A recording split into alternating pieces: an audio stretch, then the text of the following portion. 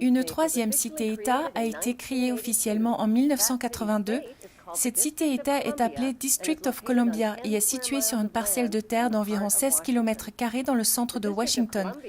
Le district de Columbia a son propre drapeau et a sa propre constitution. Même si elles sont géographiquement séparées, les cités-États comme celle de Londres, du Vatican et District of Columbia sont un seul empire imbriqué appelé l'Empire de la Ville. Le drapeau du District of Columbia a 3 étoiles rouges, un pour chaque ville de l'Empire de la Ville. Cet empire entrepreneurial des 3 cités-États contrôle le monde, économiquement à travers la City de Londres, militairement à travers le District of Columbia et spirituellement à travers le Vatican.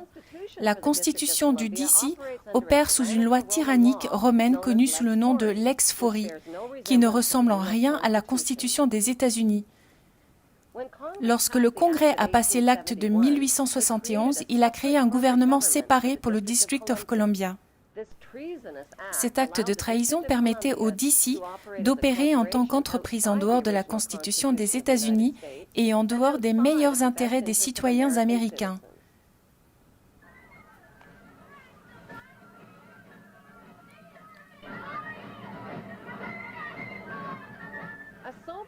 Une sérieuse étude des traités et des chartes signés entre la Grande-Bretagne et les États-Unis d'Amérique expose une vérité choquante. Les États-Unis ont toujours été et sont toujours une colonie de la couronne britannique. Le roi Jacques Ier fut célèbre non seulement pour avoir changé la Bible vers sa version personnelle, mais aussi pour avoir signé la première charte de Virginie en 1606. Cette charte garantissait aux ancêtres britanniques une autorisation pour s'installer et coloniser l'Amérique. Cette charte garantissait également que les futurs rois et reines d'Angleterre auraient une autorité souveraine sur tous les citoyens et sur toutes les terres colonisées d'Amérique, terres volées aux Indiens. Lorsque l'Amérique a déclaré son indépendance vis-à-vis de la Grande-Bretagne, le traité de 1783 fut signé. Ce traité identifiait spécifiquement le roi d'Angleterre comme le prince des États-Unis et est en contradiction avec la croyance que l'Amérique a gagné la guerre d'indépendance. Même si le roi George III d'Angleterre a laissé tomber la plupart de ses revendications sur ses colonies américaines, il a maintenu son droit de percevoir des revenus pour son projet d'entreprise de colonisation de l'Amérique. Si l'Amérique avait vraiment gagné la guerre d'indépendance, elle n'aurait jamais accepté de payer des dommages et réparations au roi d'Angleterre. Lorsque le Congrès a passé le 13e amendement de la Constitution, le président des États-Unis devenait le subalterne du roi d'Angleterre. Le 13e amendement est appelé « titre de noblesse » et interdit les présidents des États-Unis et leurs officiels d'utiliser les titres royaux tels que roi ou prince ou baron. Pour une raison inconnue, le 13e amendement ratifié en 1810 n'apparaît plus sur les documents courants de la Constitution. La guerre sanglante d'indépendance contre les Britanniques a ruiné l'Amérique et a changé les citoyens en esclaves sous dette permanente envers le roi. Durant la guerre de 1812, les Britanniques ont mis le feu et brûlé de fond en comble la Maison-Blanche et tous les bâtiments du gouvernement américain. Ils ont aussi détruit les archives des ratifications de la Constitution des États-Unis. Un siècle plus tard, le Congrès américain corrompu a commis le plus grand vol de l'histoire du monde.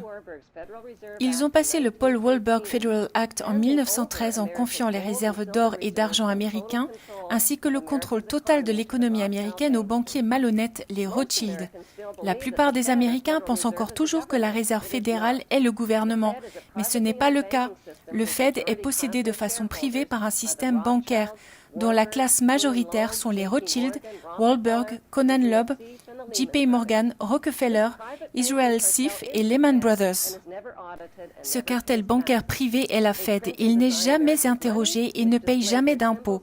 Ils impriment et dessinent l'argent américain qui représente des symboles d'une pyramide égyptienne, un œil maçonnique et les mots « Nous avons confiance en Dieu ». Ils collectent aussi l'argent des contribuables à travers l'IRS, puis ils le prêtent de retour avec des intérêts afin de financer les routes, les ponts et autres travaux publics.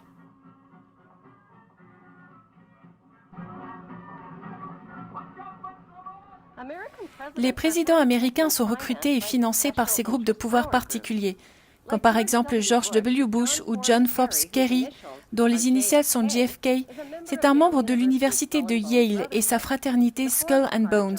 La première partie du nom de John Kerry informe sur son origine depuis le capitaine Robert Bennett Forbes, qui était un trafiquant de drogue dans le réseau d'opium entre les Rothschild et la Chine dans les années 1800. La plupart des citoyens américains croient que les États-Unis sont un pays et que le président est le plus puissant homme sur Terre. Les États-Unis ne sont pas un pays, c'est une entreprise et le président est le président de cette entreprise que sont les États-Unis. Lui et ses officiels élus travaillent pour l'entreprise, pas pour le peuple américain. Puisque les États-Unis sont une entreprise, qui possède cette entreprise des États-Unis? Comme le Canada et l'Australie, dont les leaders sont les premiers ministres de la reine et dont les terres sont les terres de la couronne, les États-Unis sont juste une colonie de la couronne. Les colonies de la couronne sont contrôlées par l'empire des 3 cités-États. Au centre de chaque cité-État, il y a une tour, un monument de forme phallique appelé obélisque, qui pointe vers le ciel. Dans la cité-État de DC, l'obélisque connu sous le nom de Washington Monument est dédié au franc-maçon George Washington, mais aussi à la Grande Loge de francs-maçons de DC.